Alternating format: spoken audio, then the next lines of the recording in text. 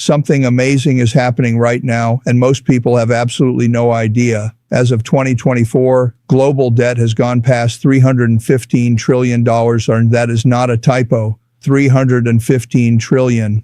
And in the last 4 years alone, the United States printed more money than it had in its entire 240-year history. Meanwhile, central banks all over the world, from China to Saudi Arabia to Russia, have been quietly, steadily, and aggressively buying gold at the fastest pace since 1967. Not paper gold, not futures contracts. Real gold stored in vaults, kept safe, and moved completely out of the dollar system. This is not paranoia. This is not some weird theory. This is a coordinated, measurable, historically provable signal. And every single time in recorded history that this exact signal has appeared, every single time what came next was a deep, permanent reshaping of who holds the world's wealth. The global wealth shift has started. It is not coming. It is not a warning. It has already begun. And the question is not whether it will happen. The question is whether you will be on the right side of it, or whether you will be the last one standing when the music stops. Stay with me, because what I'm about to show you is not guessing. It is a pattern, a mechanism, a system that has repeated itself almost the same way across 6 centuries of economic history. And right now in 2025, we are sitting at the exact same point in that cycle that every generation before us ignored until it was too late. Let me show you how this works. Every major transfer of wealth in history, and I mean every single one, follows the same 4-stage system. It doesn't matter if we're talking about the Roman Empire, the Dutch trading empire, the British pound, or the Bretton Woods dollar system. The stages are the same, the timeline changes, the ending does not. Stage 1 is always the foundation. This is where a leading power takes control, usually through military strength, better technology, or some kind of money innovation.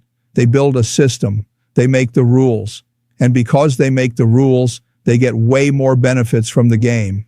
Everyone else goes along because the system works at first. Trade grows. People's lives get better. Trust is built. Stage 2 is the expansion. The leading power grows. Confidence turns into pride. The system that was built on self-control starts to stretch too far. Borrowing grows. The money supply grows. The currency is slowly weakened, either by printing more, clipping coins, or loosening money rules. The leading power starts spending more than it can afford, usually explained by war, safety needs, or social programs. The economy still looks strong on the outside, but underneath, cracks are forming. Stage 3 is the overreach and loss of control.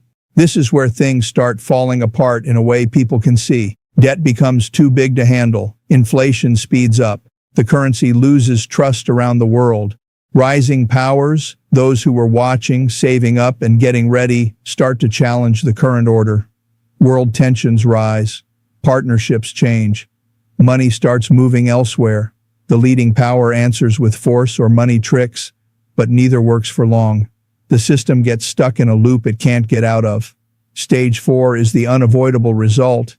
The old order falls apart or shrinks a lot. A new power or a group of new powers fills the empty space. A new money system is created. Wealth is spread around again on a world scale.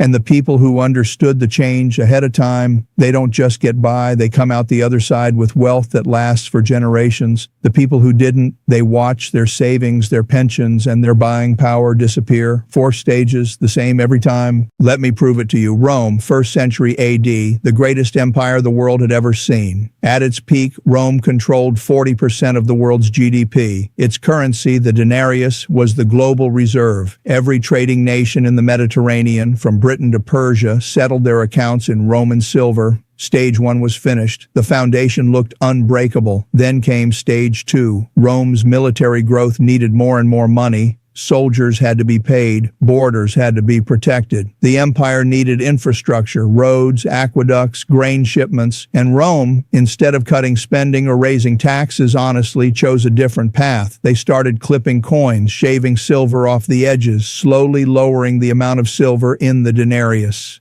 Under Augustus, the denarius was almost 95% pure silver. By the reign of Gallienus, 300 years later, it was less than 5%. The currency had been weakened by 95%. But here's the thing, it didn't fall apart overnight, it never does. For decades, merchants noticed the weakening but kept trading. Prices slowly went up. Inflation slowly, then quickly crushed the middle class. The Stage 3 crisis showed up as the Third Century, a 50-year time of total political and economic breakdown, 26 emperors in 50 years, hyperinflation, trade networks breaking down, cities emptying out. The barbarian kingdoms at the borders were watching, waiting, building up power. Stage 4 arrived in 476 AD. The Western Roman Empire fell, and with it, the greatest wealth machine in ancient history spread its assets to those who had gotten into the right position. Those who held land, food production, and hard assets survived. Those who held denarii held worthless metal.